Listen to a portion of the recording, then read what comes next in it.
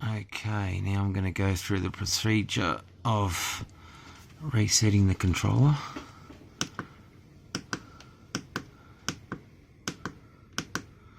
Hang on, settings.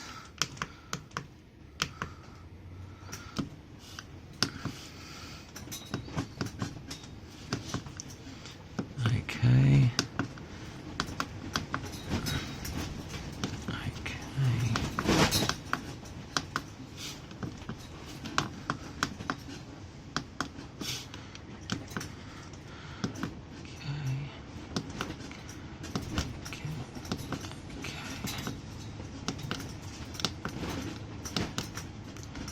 Already on 12 volts, so that hasn't been changed or altered.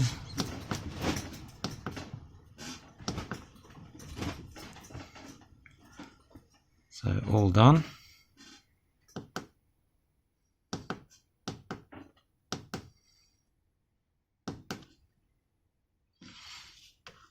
And still saying error 1.